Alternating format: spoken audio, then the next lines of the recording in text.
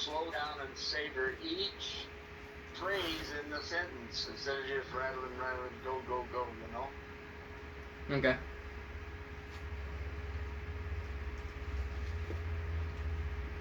If you just slow down and do about half as fast, I think you'd get it better. I really do. Okay. I'm going to start now. Okay.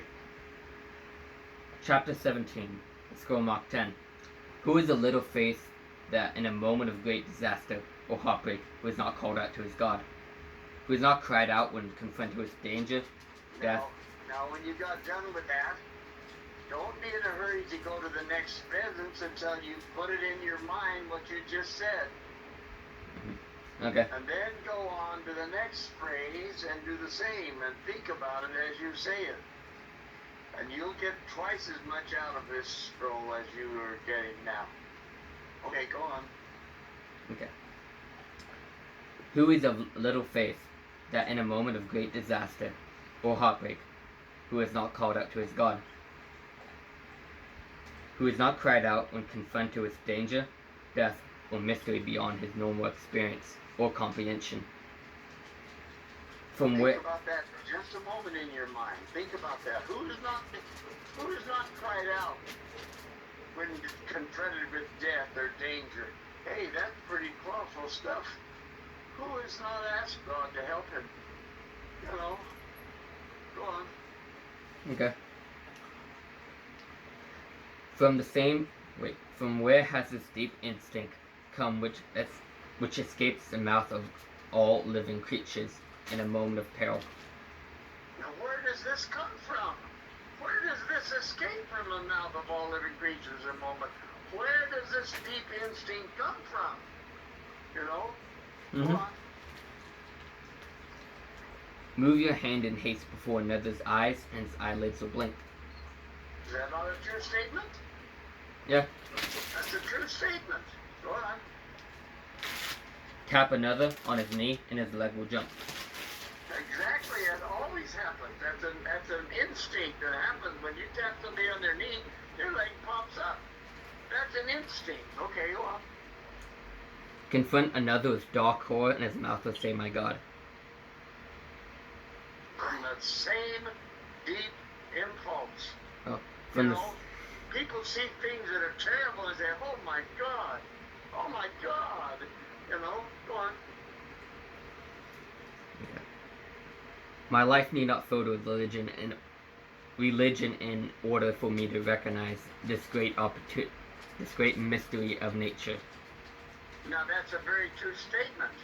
My life need not be filled with religion in order for me to understand this greatest mystery of nature. You don't have to have your life filled with religion in order to understand that. Go on. All creatures that walk the earth, including man, possess an instinct to cry out for help. Why do we possess this instinct? Right. Yeah, why do we possess this instinct? This gift? Why? Go on. Are not our cries a form of prayer? Is it not incomprehensible? Are not our cries a form of prayer? Mm-hmm. Not necessary to be on your hands and knees in order to pray. You pray when you think about things like this. Go on. Is it not incomprehensible in a world governed by nature's law to give a lamb or a mule or a bird or even man the instinct to cry out for help, unless some great mind is also provided that the cry should be heard by some superior power, having the ability to hear and answer our cry? Wow, now think about that for just a minute, you know? Mm-hmm. Think about how, if we do cry for help, is it not incomprehensible that some great mind up there in heaven, wherever you want to call it, would have the ability to hear and answer our cries? Because a lamb, a mule, a bird, or even man has this instinct to cry out for help. Go on. Henceforth will I pray, that but my cries for help will be only for cries for guidance. My cries for help will only be cries for guidance. Only for guidance. Never will I, go Never will I pray for the material things of the world. No, I don't ask for the material things of the world in my prayer. I only ask for what? Guidance. Guidance. That what? That will guide me. I will ask for God. Never will I pray for the material things of the world.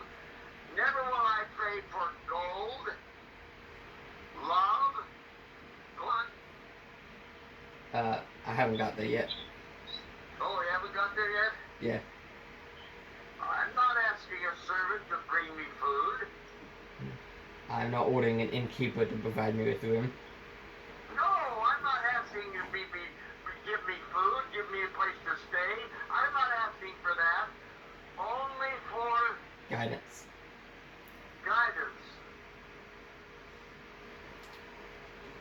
Keep going. Never will I seek delivery of gold, love, good health, petty victories, fame, success, or happiness. Only for guidance. Will I pray? For guidance. And my prayers will Be answered. always be answered. Always be answered. The guidance I seek may come. The guidance I seek may not come. But not. May not come, but I'm not both of these an answer. If a child seeks. Because the next sentence is really, really, really important. If a child seeks bread from his father, probably the most important person in his life is his father, right? Yeah. And he asks for assistance or bread, whatever you want to call it, from his father, and it is not forthcoming, has not the father answered. What the father say?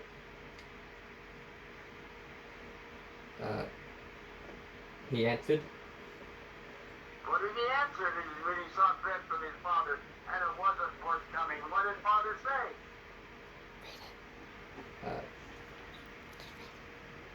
Has not the father answered? The one that didn't answer, that did not give bread from his father, the father answered. But are not both of these an answer? If a child seeks bread from his father and it is not forthcoming, has not the father answered? No. Oh, yes. If the father didn't answer, but in reality the father answered. What did the father say? No. No. Father said, no, I'm not going to give you any bread. You get your own bread. He doesn't have. Father answered, he answered by saying no. Mhm. Understand that sentence? Yeah. Has not the father answered? Yeah. Now Yes. continue. I will pray to the salesman in this manner. Okay. O Creator of all things, help me. For this day. Now wait a minute. Oh, creator of all things. Who is the creator of all things? God. God himself, yes. The creator of all things, including you and me and the sky and the plants and the beasts of the fields and everything. Oh, creator of all things. What did you just say? Oh, creator of all things, what? Help me. Help me. Help me. That's all you asked for was help. Not give it to me, but help me. Go ahead. For this day I go out in the world, naked and alone. Okay. For this day, I go out into the world naked and alone. What does that mean, naked and alone? Without help or guidance. Pardon? Without help or guidance. In other words, when you're naked, it doesn't mean you don't have any clothes on. When you're naked, naked of knowledge, naked of the things you need to do throughout your life. You're naked in that regard. But you're not naked like you don't have any clothes on. Mm-hmm. When I go out into the world, naked and who? Naked and what? Alone. Alone! You're alone!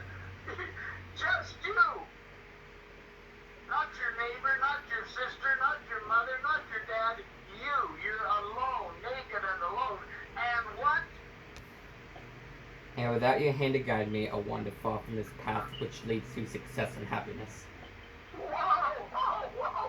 Without your hand to guide me, I will wander far from the path which leads to success and happiness. Isn't that all you want in your life? Yep. Success and happiness. And where are you going to get it? From the guidance from your Father in heaven. Okay, go on. Ask not for gold or garments or even opportunities equal to my abilities. I ask not for gold. Okay, don't give me money. What else? Or garments. Garments. Don't give me garments. Or even opportunities equal to my abilities. Or even the opportunities equal to my abilities. Instead, what? Instead, guide me so that I may acquire ability equal to my opportunity. Oh, that's a lot different than ability equal to your opportunity equal to your abilities. You want ability equal to your opportunities. That's what you want in life. There's so many opportunities out there for you. You've got to have the guidance to get the ability to accomplish those opportunities. Go on. You have taught the lion and the eagle how to hunt and prosper with teeth and claw. Oh, did he really? Did Father in heaven, did the creator of all things, teach a lion how to hunt? And an eagle how to prosper? With teeth and claw. The lion eats his food. That's the way he prospered.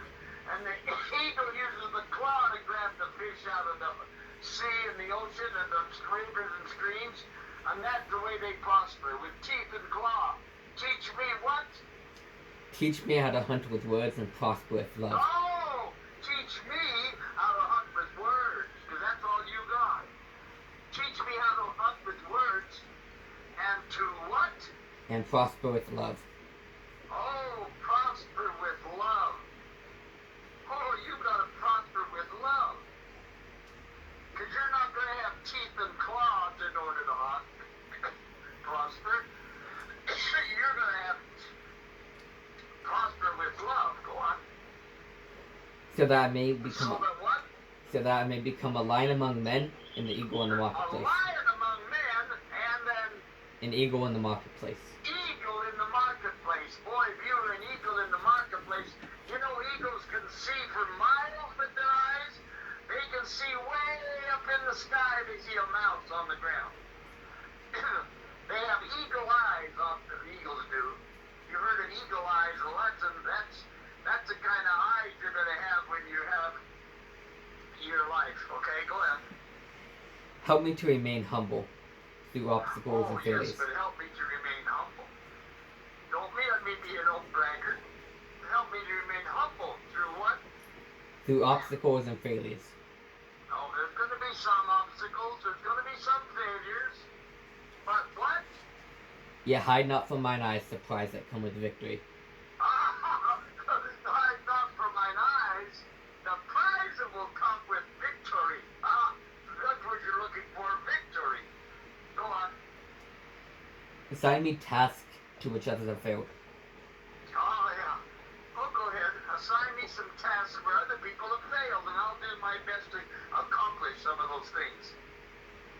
Yet guide me to pluck the seed of success from their failures. Oh, but help me to understand and pluck the seeds of success from those people who have failed trying to do the same thing I am doing now. Go on. Confront me with fears that will temper my spirit.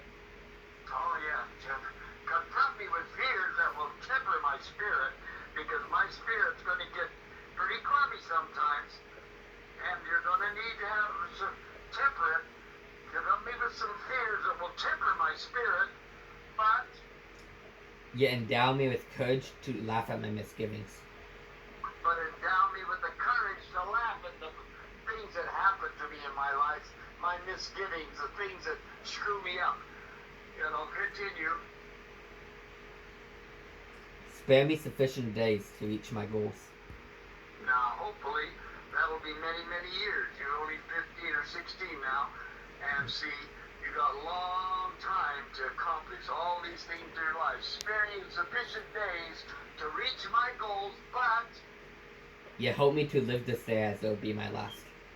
Oh, yes, but help me live this day as though it be my last on earth. There's an awful lot I want to accomplish on this day if this is the last day I have on earth. So help me to accomplish those things. Oh, continue. Guide me in my woods that may bear fruit. Yeah. Guide me again. Guide me in my words that they may bear fruit. My words are all I've got, and I have to bear fruit with my words. Okay, go on. Yet silence me from the gossip that none be malicious. And silence me from being the type of person that gossips about other people. Silence me from gossip that their lives are not maligned by things I say. Okay? Discipline me in the habit of trying and trying again. Oh, yeah. Discipline me. Just discipline me that if I fail, I try again. If I fail, I try again. If I fail, I try again. If I fail, I try again. Discipline me in the habit of trying and trying again, Yet show me the way to make use of the law of average. because you know what the law of averages is. You do enough things the same way, eventually you're going to get it right. Yeah. The law of averages is you'll eventually be a law of averages be on your side. Okay. Favor me with alertness to recognize opportunity. Now that's important. Share me with the alertness when I see an opportunity I can seize on it. Continue. Yet endow me with patience which will concentrate my strength. That's true. But endow me with the patience, because patience is that fifth finger, remember that. Patience, it'll concentrate my strengths. Because I don't have strength to do everything in the world, but I have strength to do the things I need to do today. So just help me and guide me to direct me in that way. Okay, continue. Bathe me in good habits that the bad ones may drown. Now, we've got bad habits. And he says, help me to have my bad habits drown. That means put them underwater. They're drowned. My bad habits are gone. They're history. Bathe me in good habits that the bad ones may drown. So they're not up in my life anymore, the bad habits I've got. Okay, continue. Yet grant me compassion for weakness in others. And there's a lot of things like that. People have weaknesses. But you need compassion for the weaknesses in others. Continue. Suffer me to know that all things shall pass. That's true. You learned that back in one of the scrolls. You learned that in what, scroll 7? Yeah, I think it's scroll 7. Yeah, anyways, that all things shall pass. Yeah. Yet help me to count the blessings of today. But help me count the blessings I had today. Because see, every day you have blessings. You have so many blessings it blows your mind of the blessings that you had today. Continue. Expose me to hate so I not be a stranger. Now, that's a good one. Just expose me to hate. That's all it said. Expose me to hate, so it not be a stranger. It doesn't mean dwell on the hate. Just expose me to a hate, so it not be a stranger to me. But I'll recognize when hate it gets too much, or I have too much hate. I'll recognize that. Because God is only going to expose me to hate, so it not be a stranger. Yet fill my cup with love to turn strangers into friends. But fill my cup of life with love to turn those strangers into friends. Go on. But all things be only if thy will. But all these things I said be only if it is in thy will. This is God's will. I want to do what you want me to do, Father. I want to do so you'll be proud of me in life. So, continue. I am a small and lonely grape, clutching the vine. Now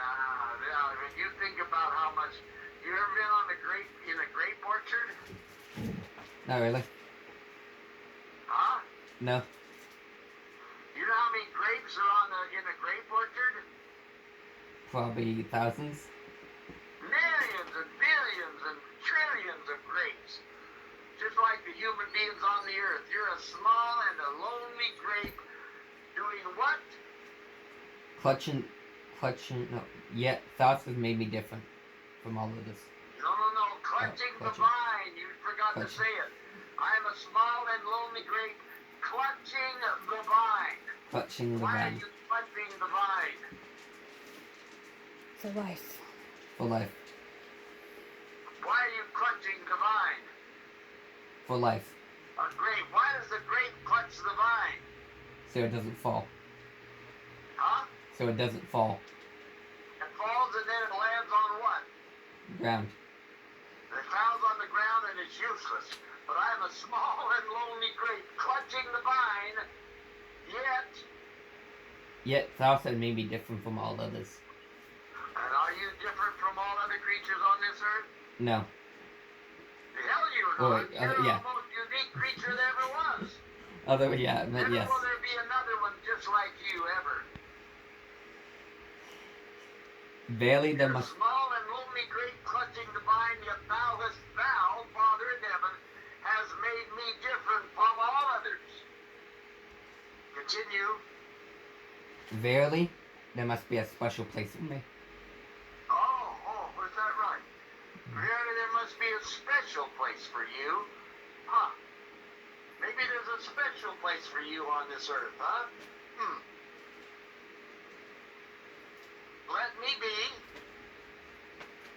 Guide me, help me, show me the way. No, let me be. You didn't say that one. Verily. Oh, let me... What? Verily, there must be a special place for me? Then No, after that. you haven't said let me be all you planned. Oh. Let me become all you planned for me. When? When my seed is planted and selected by you. Okay, hold it right there. When your seed was planted, when was that? 16 years ago. Huh? About 16 or 17 years ago. Do you know the date? When's August. your birthday? May 31st. When's your birthday? May 31st. Okay, count back 9 months. How many's that? August. August the 31st, 19 what? 2000. 2006. 2006. Your seed was planted on August the 31st in 2006. Right? Yep. And what? And selected by you to sprout in the vineyard of the world. Hold it. Selected by who? Selected by God. Selected by you, God, To sprout in the vineyard of the world. to sprout. Did you sprout? Yeah. I did. You sprouted because what? What happened? Because I was chosen. Huh? Because I was chosen by him. You sprouted because there was another little cell swimming inside your mother. Mhm. And the two cells were united in a miracle. You can say God made that happen. You can say that because there were billions, millions of little spermatozoa swimming around in your mom, looking and dying and everything else, finally looking for that little tiny weensy beensy little egg that was sitting in your mom there. Mhm. And it found it, and it sprouted, and you were now a piece of work. Okay, continue. Sprout in the vineyard of the world. This world is a vineyard, isn't it? And all these grapes are clutching the vine. All these people out here are clutching the vine.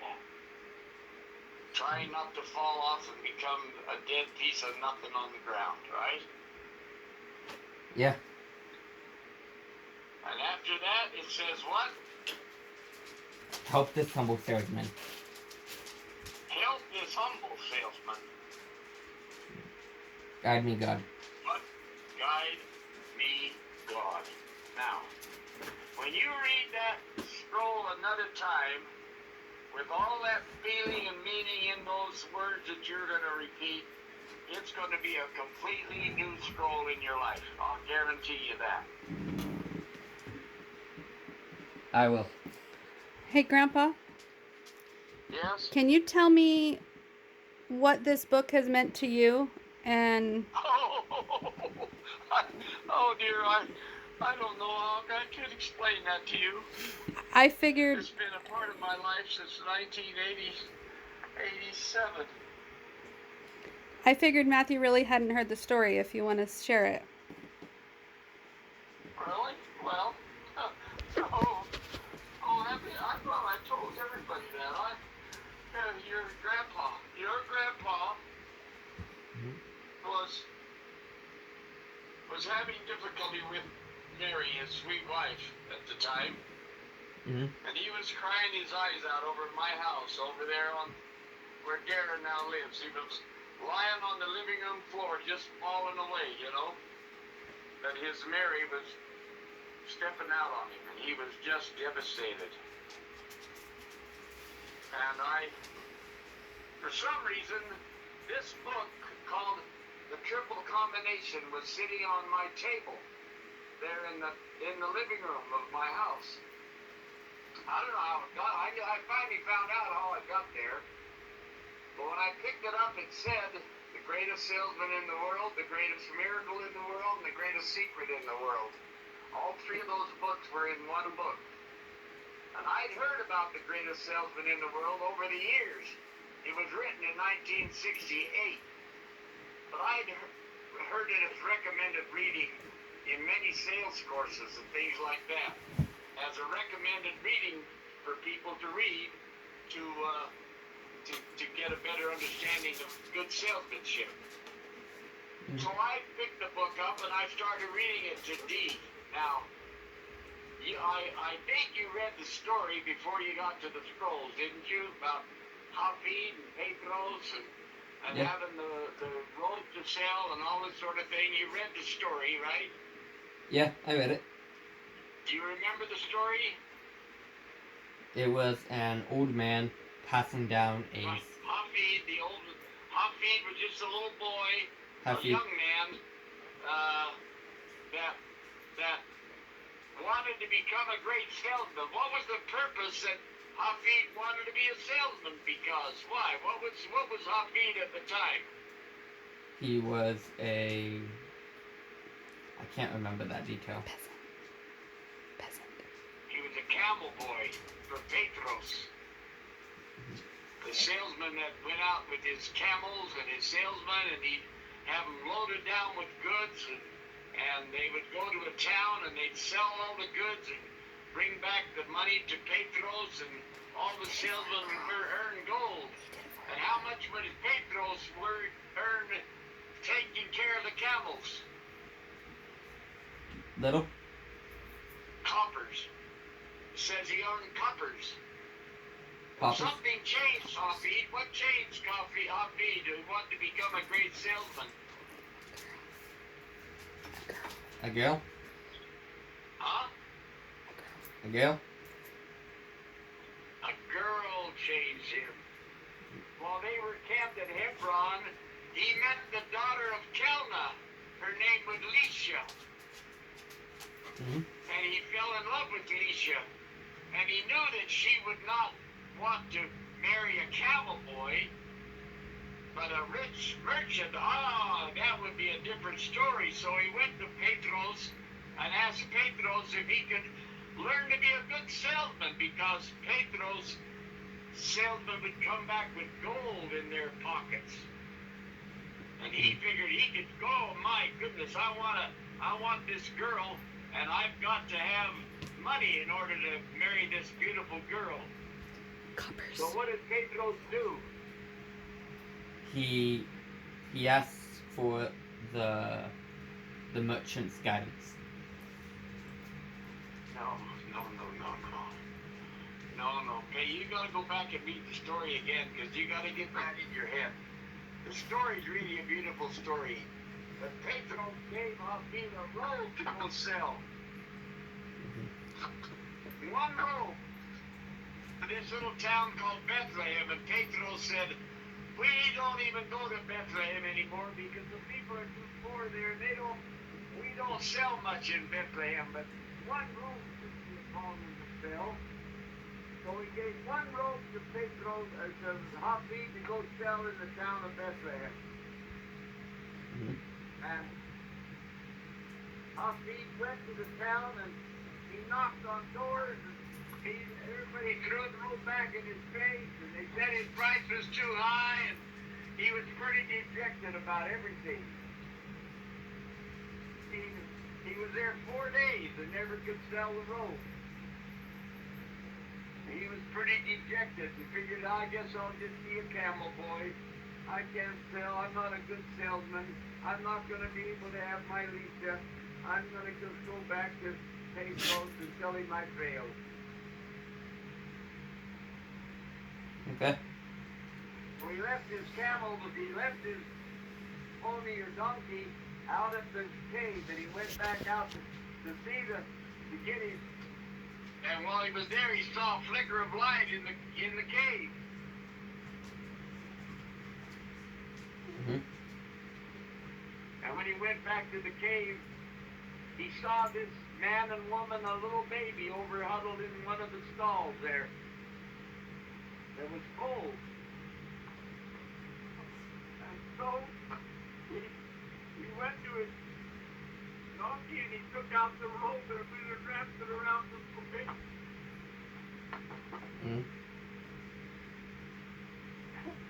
And he took the coat off. He took the man's coat off and the baby's coat off that was wrapped around the baby, and he put the robe around the baby. And one of the most beautiful sentences in that whole story that I remember very well is moisture on the young lad's cheek was still on his cheek as he walked his animal out of the cave. Maybe giving a kiss on the cheek. And as he walked out of the cave, there was a star in the sky. As he walked back to the camp where the Pedro was called the middle, the star followed him. Pedro saw the star, and saw the star move in the sky, and it stopped when Hafid got back to the camp. Pedro said to Hafid, what is this that's happened in Bethlehem that a star should follow you back all the way from the camp? But Hafid did not notice that. Not Hafid, Pedros. Pedros said that to Hafid. That why should a star follow my boy back to the camp? Why? Well, that's what Pedros wanted to know. What has happened? So then Hafid said, I have failed in selling the robe. I have failed. I am not worthy to be called a salesman. And Pedro said, my son, you have not failed. You come to me when we get to the next town, and I want to see you. So 4 days went by, and Hafid went to Pedros' tent, and Pedros was no longer the striking, beautiful, husky young man he was. Maybe it was more than 4 days, but he was now gone. His color was all gone from his face, and he was lying on his bed, and he told Hafid, Hafid, underneath my bed is a chest, and in the chest are 10 scrolls. I'm going to give you the scrolls. I'll give you 100 gold coins, and you go buy some robes, and you go read the scrolls and become a salesman yourself. Buy some robes and sell them in the towns ahead. And so after that, Hafid left Pedros and went to the town to start his sales career. And that's the story about how the scrolls came into existence. And then Hafid started reading the scrolls, and that's what the scrolls all were. Because he could only give them to one person. Only one person was allowed to get the scrolls until the third person had received the scrolls. And after the third person received the scrolls, they could be given to the whole world. But Petros could only give them to one person, someone he would select to get the scrolls. Because when Petros got the scrolls himself, they were given to him by a man who Petros had saved back early in the book. And Petros kept the scrolls, and he could only give them to one person. That person was Hafid. He finally gave them to Hafid. And then Hafid has one more person to give them to before they're now going to be free to give to the whole world. And that's in the back of the book. I don't know if you've finished the back of the book or not yet. I have not finished the back of the book yet. When Hafid finds the person he's supposed to give the scrolls to.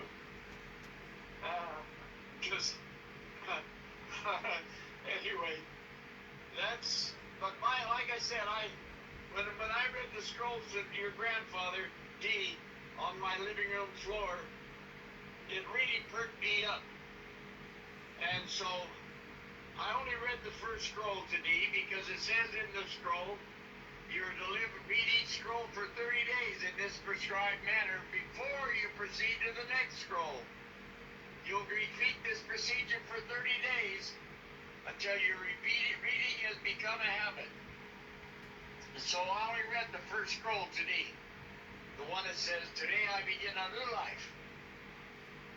Anyway, after that, then the next day, D bought 2 copies from the bookstore, one for me and one for him.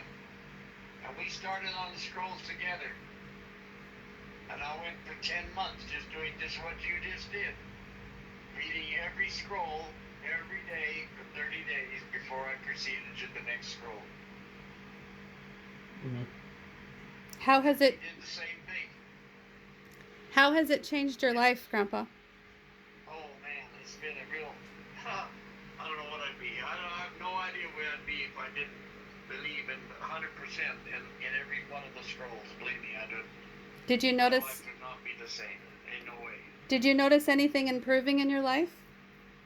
Of course. I'm sure it did. Do you have any... Sure did. Lots of things. Lots of things. You have any examples that stand out? Oh, being tolerant of people, being all the things that it talks about, you know. The 10th scroll especially, because I read it many times in Vegas to my people in Vegas when I go out to do my work that day on when all my family's there. I'll go ahead and read the 10th scroll. It said it's me, it's then we, you know. Today we begin no. Oh, creator of all things, as we go out into the world naked and alone, we, not just me. It's all of us are going to do that today. They're going to guide us in our words that they may bear fruit. Silence us from gossip and none be maligned. Anyway, that's what I do. And I didn't do it this last show, but I've done it. I don't know what messed me up, but because people don't get together. We seem like we just big hurry to get gone. Everybody takes off, but usually I gather everybody together in the room before we all take out on Wednesday to unload the boxes and everything. Anyway, yeah, it's been a blessing to me. Grandpa, it's been a blessing to me. Can you explain to Matthew what you do in Vegas? Oh, we buy exhibit booths there. I buy the exhibit booths. Well, all that merchandise that he saw when he was here at the store. All that stuff I buy in Vegas and bring it back. We bought 3 semi-trailers full of goods and a Penske truck and our rig trailer, our blue trailer, packed to the gills. So you hire people to help you with that? Oh, we had to have about 25 people there in Vegas, plus LMA, Walter, and her husband came, and we had Dee, and we had Dawn, and not Dawn, David, David, Darren, Dusty, Darren, David, and Dusty, pardon? Dusty. Dusty, yes, Dusty was there, and April was there, and Dolly was there this time, and Dylan was there, and Andrew. And, pardon? Andrew Johnson. Andrew Johnson came down. Yes, Andrew came down, and he was a last minute thing. I'm sure glad he did come though, because he jumped in the car. No, he flew him down. That's right, we flew him down in. Anyway, it was a good crew. We had one of the best crews we've had. Yeah, Matthew didn't seem to know that you did that, so he was looking at me puzzled when you were talking about. Your grandfather used to go with me all the time too. Yep, Grandpa D would go down there to Vegas and help. Yeah, I've been doing it since 1990. Go down there to the show and buying the exhibit booths. I sure bought some good stuff this time. I bought a booth that has Craftsman and Makita and lots of DeWalt and all the very famous tool people. I bought that booth because the guy that used to buy it retired, and so he wants another person to be reliable so that every show he can sell it to me. And he says, I'd like you to be my buyer. So I says, I'll be glad to buy your booth. And so, because he give me a good price on it, and we can make good money if we sell the stuff, and when we sell it, because you'll have no trouble selling it. So it's highest quality tools on the market. So you pay for the booth he works at, and he gives the show, and you guys share the profit? No. He brings all the samples to sell to other people. He brings the samples of the stuff he's got back in his places in. It's like a convention. Convention. His home base is in Texas, I think. So, And so he don't want to take all these samples back to Texas again. So he sells them to a buyer there in Vegas. Not one at a time. I buy the whole booth. This booth costs $12,000. So you just buy supplies and you sell it for him, or you sell it? No. I have to buy it, then I have to pack it up, and I put it in my semi-trailers and bring it back to Idaho. So, I think I'm going to explain it like this. So, usually they go to a convention and they're looking for buyers that are going to sell their stuff in their stores. That's right. But Grandpa just buys the booth only because they don't want to pack that stuff up and take it home with them. So now it's Grandpa's stuff, and Grandpa's not a salesman for them. He's just his own person buying his own stuff to sell in his own store. So I buy it at a very, very good price. See, I buy it much, much less than they would sell it to anybody. They wouldn't sell their stuff. They couldn't afford to. Because they'll have $100 item they'll sell to me for $20, $25. See, they sell it to everybody else for $100, for example. But I buy it from $20 to $25.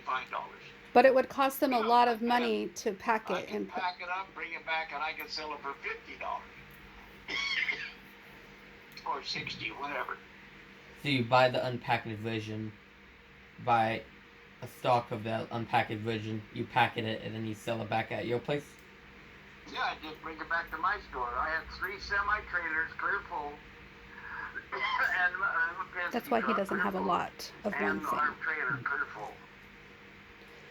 So, and then we have to bring it back, and now it's still sitting in my store. I've been working on it for two weeks now, but I can only do maybe 1 or 2 pallets a day. I mean, I'm working as fast as I can to get it priced and on the floor so I can sell it. So like that's what I've done for 30 years now. When you go to Home Depot and you want to get a certain tool and they've run out, they'll call the supplier, and the supplier will sell more tools to Home Depot. Yeah. But that's right. The only I can't buy them from the supplier at the price I pay for them in Vegas. No way. The guy ain't gonna sell them to me for $20. So- And he sells them for $100. He couldn't afford to sell them me for $20. He probably cost him 80. See? So it would cost them more money to pack it up and send it back home. That's right. That's right. And that's why Pack it up Grandpa packs it for them and takes it to his place. Just as soon get rid of it and write it off as an expense to the go to the show. Because they'll write, this company probably wrote $2 or $3 million worth of sales. You know, they write orders. They write orders for all these things. The guy will take 50 or 100 of these tools, you know, for their store in Dixie, New York, or wherever they are. Mhm. And so they just write orders for the customers. Okay. But this guy, And that's why when used to have Grandpa, a guy that bought it every show, but the guy retired, so he's looking for a new buyer that he can depend on to buy his stuff. They don't have to worry about it. Because every show they have to worry about, are they going to sell it or not, you know? and that's why Grandpa can't get more supplies in his store once it runs out. Once it runs out, it runs out. That's right, I can't buy more. I mean, no way. If I got 2 of them, I'm lucky. Most of the time, it's only 1. Because all they One did of was these, one of decorate these, their one of booth these, with one of. these. That's the way it works out. Mhm. Sometimes there's more, sometimes there's a case of them, you know.